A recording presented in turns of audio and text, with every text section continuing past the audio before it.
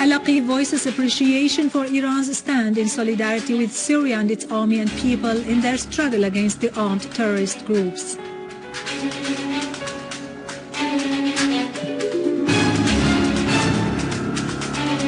An information source says that the elements protecting Minnegh Airport in Aleppo are safe and sound, and the terrorist gangs have sustained big losses inside and outside the airport.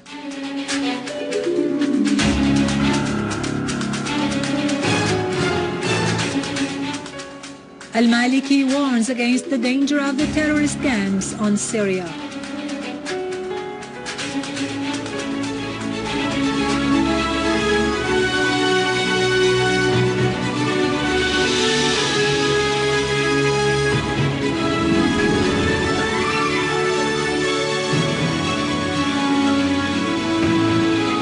Good afternoon, ladies and gentlemen. I am Krikorian from the News Center in Damascus. Prime Minister Dr. Wael al-Halaqi has affirmed the steady stand of the Iranian foreign policy towards Syria. In a statement after his return from Tehran, following his participation in the ceremony held on the occasion of the Iranian President Hassan Rouhani taking office, al-Halaqi said Iran appreciated the sacrifices and steadfastness of the Syrian Arab army and people in the face of the armed terrorist groups.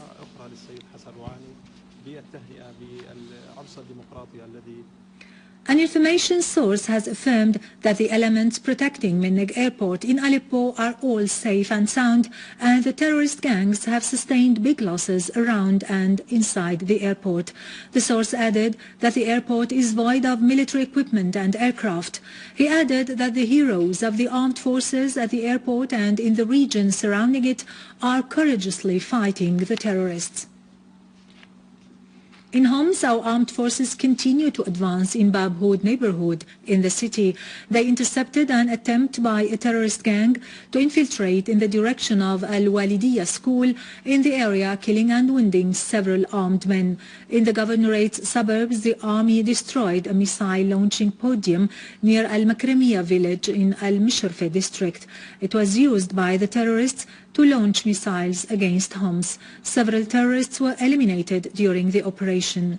The army also targeted armed men's hideouts in Beit al-Rashid farm in Talbise, Al-Husn town, Al-Zara farms in Talkalakh suburbs, Kisin village in Al-Rastan suburbs, and Taldo in Al-Hula countryside, killing and wounding several terrorists.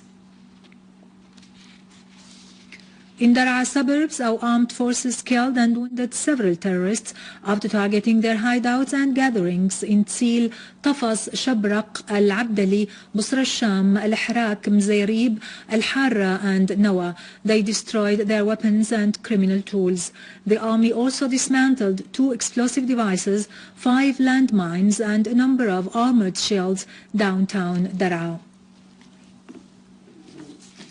The Syrian community in the USA has organized an activity on the occasion of the Syrian Arab Army Day and in appreciation of the Army's sacrifices and achievements, during which they raised the biggest Syrian flag in the countries of expatriation that was 230 meters long. A large number of the Syrian community took part in the activity, which was held in the city of Allentown in the state of Pennsylvania in the USA, together with a number of supporters with Syria from all American states. The participants toured the streets of the city, hoisting the Syrian flag and shouting national slogans that denounced the terrorism that threatens Syria's security and stability. A number of participants affirmed that their participation in this activity confirms their adherence to Syria and its leader and army. They asserted that terrorism has nothing to do with freedom and democracy, expressing deep appreciation for the Syrian Arab Army's sacrifices and their hope that security and stability would be restored across Syria.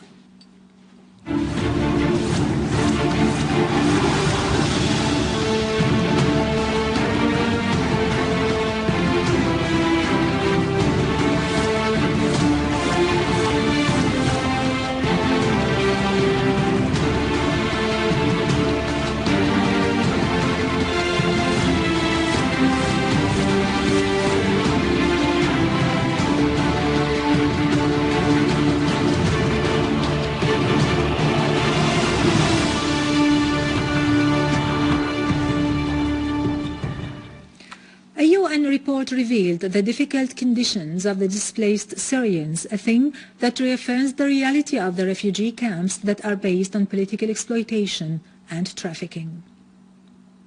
No longer is a secret the reality of the Turkish and Jordanian camps that were erected along the borders with Syria under the pretext of providing safe haven and shelter for the Syrians whom the terrorist armed groups forced to leave their country. Clear evidence was provided revealing the extent of hypocrisy and exploitation suffered by those displaced. Today, this evidence was enhanced by a report issued by the United Nations itself. From simmering to the point of collapse is the title of the United Nations report, which revealed the details of the tragedies of displaced Syrians seeking to escape from the camps run by the United Nations itself, where women lack security and the boys suffer from attempts of recruitment to fight with the terrorist armed groups, especially in the refugee camp of Al-Zatari on the Jordanian border, which lacks, according to the report, the simplest needs of living, as the assistance is stolen while the criminal networks of trafficking in women are rampant, involving camp keepers and under the eyes of the Jordanian police. The report described the recruitment of boys in their 15 and 16 years of age to fight with the terrorists in Syria instead of encouraging them to go to schools. The report uncovered the truth of these camps, which turned to become real prisons. Iran has arrested a spy working as an agent for Israel in the governorate of Kerman, southeast of the country.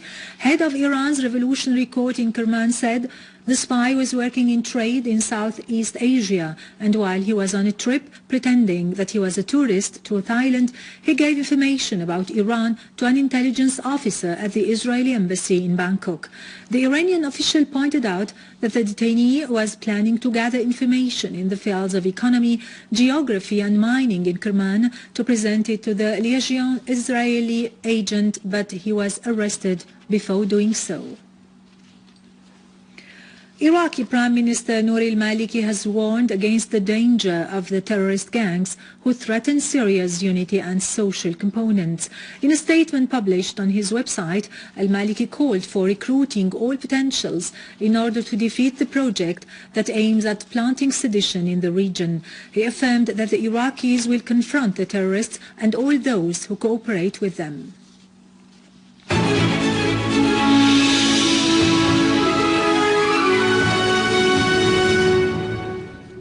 Welcome back.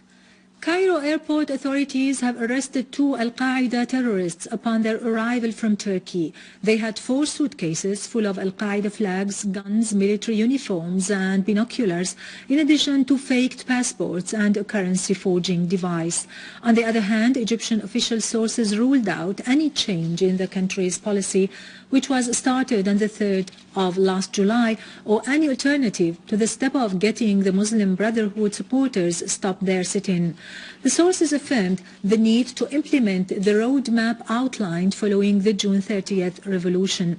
The sources added that Deputy Prime Minister, Minister of Defense Abdel Fattah al-Sisi has notified American Deputy Secretary of State William Burns that Egypt will not budge from its stand in pursuing the march of democracy. The Iraqi army carried out a large-scale operation called Revenge for the Martyrs against the terrorist groups near the Syrian border, arresting terrorists that were trying to smuggle machine guns into Syria. During the operation, 3 of Al-Qaeda hideouts were destroyed and more than 200 terrorists were arrested. The operation also resulted in the seizure of 59 cars that were intended to be planted with explosives, while 8 car bombs were defused.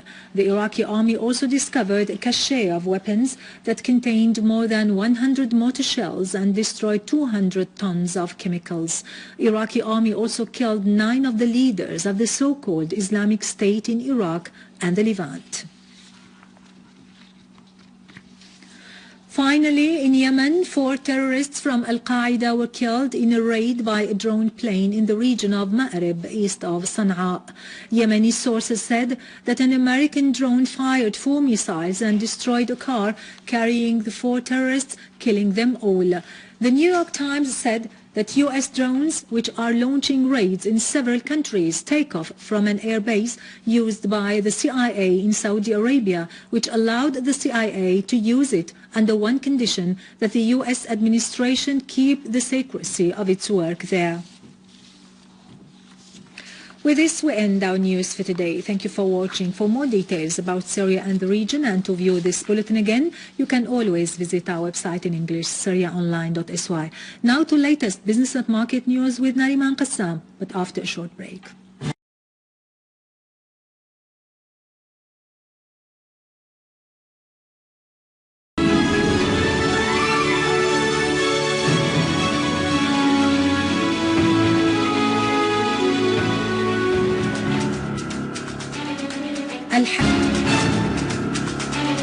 An information source says that the elements protecting Minnegh Airport in Aleppo are safe and sound, and the terrorist gangs have sustained big losses inside and outside the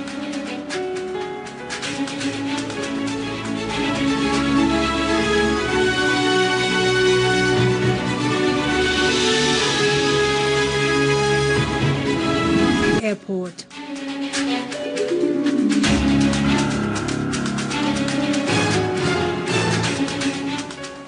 Al-Maliki warns against the danger of the terrorist gangs on Syria. Al-Aqib voices appreciation for Iran's stand in solidarity with Syria and its army and people in their struggle against the armed terrorist groups.